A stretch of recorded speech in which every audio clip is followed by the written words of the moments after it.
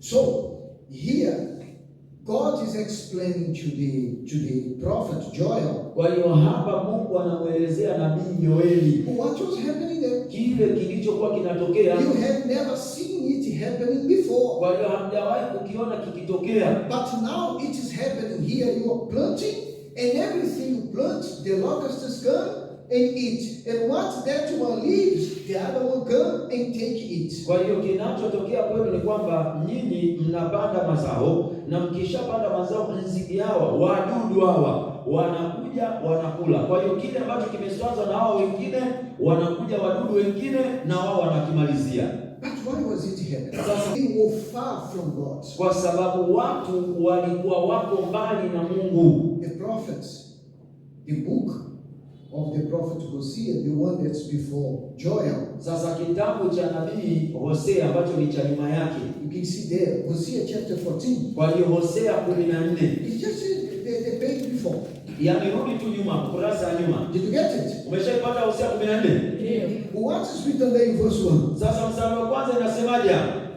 What is written there? Mstari wa kwanza inasemaje? Israeli, mrudieni Bwana Mungu wako, maana ameanguka kwa sababu ya uovu wako.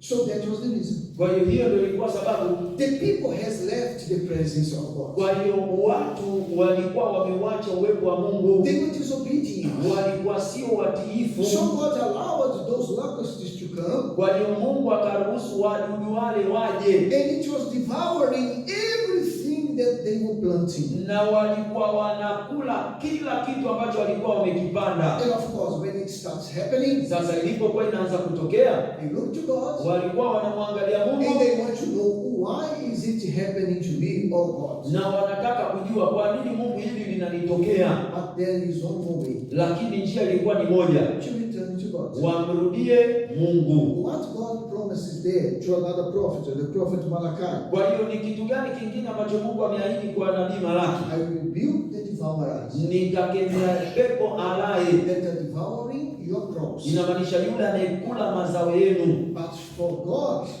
to rebuke the devourer that was devouring their crops. Lakini ili Mungu aweze kukemea yule pepo alaye anayekula mazao yao, what they had to do? Kwa hiyo walitakiwa wafanyaje kwanza kwa Mungu? Sorry, could not hear. Hajawasikia. Wamfanyaje Mungu kwanza? Wamrudie. To return to God. To return to God. Wamrudie Mungu. I thought that you would say, no, you have to bring the tithe. Alifikiria utasema tulete zaka kwanza. Because Malachi chapter 3 verse 10. Kwa sababu Malaki 3:10. God says, bring the tithe. Mungu alisema leteni zaka. And I rebuke the devourer. Nami nitakemea yeye alaye. But before he says bring the tithe, lakini kabla ya kusema leteni zaka, he said return it to me. Alisema nirudieni mimi. And I will. Nami nitawafanyaje? That is it. Kwa hiyo hivyo. So people, they think that being like a religious person. Kwa hiyo watu wanafikiria kwamba kuwa mtu wa kidini. And return the tithe to God. Na kurejesha zaka kwa Mungu. And live your life far from obedience to the words of God. Na kuishi maisha mbali kutokuwa mtiifu kwa Mungu. It is going to protect them. Kwa hiyo wanafikiria ndio watalindwa. The month of July. The month of June. Mwezi wa 6.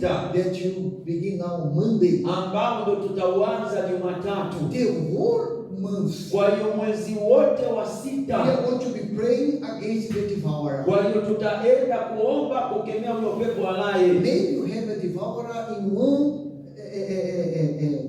part of your life. Yaani pengine una huyu pepo alaye katika sehemu moja ya maisha yako. You have been fighting against it. Na umekuwa unapambana naye. And you have returning to God the tithe. Umekuwa unarejesha zaka kwa Mungu. But you don't understand why it doesn't stop. Lakini hauelewi kwa nini haishi. As I used to speak to the people here on Monday. Kama anavyokuwa anazungumza na watu Jumatatu. There are people, they don't have a problem to make money. Kwa hiyo kuna watu ambao hawana shida yote kupata pesa. But as the money comes, it goes. Lakini kama pesa inavyokuja ndivyo inavyotoka hivyo hivyo. They cannot enjoy the money that comes in the hands. Yaani hawafurahii pesa inayokuja mkononi mwao. Sometimes. Na wakati mwingine. It's exactly because they have not returned to God. Ni kwa sababu hawajamrudishia Mungu. And the returning is not only the tithe, na kumrudishia Mungu ama kumrudia Mungu sio tu zaka, but the people themselves. bali na watu wao wenyewe. So you see here in verse 3 and verse 4 Kwa hiyo unaona mstari wa 3 na mstari wa 4 of the book of Joel, kwenye kitabu cha Yoeli on verse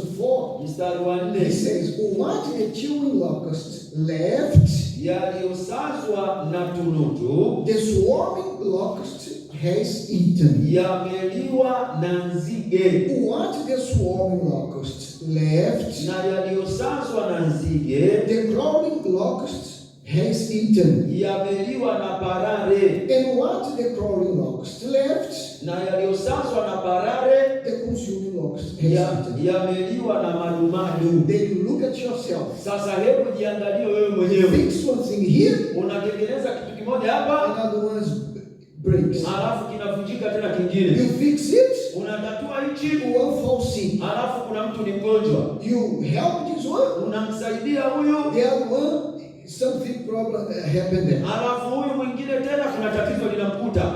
And you think that just by giving money, by returning the tithe, it is enough. Sasa wewe unafikiria kwa kutoa pesa inamaanisha kwa kutoa tu ile zaka inatosha. But God wants the people to return to Him. Lakini Mungu yeye anachokitaka ni watu wamrudie yeye. Is it clear? Mmeelewa?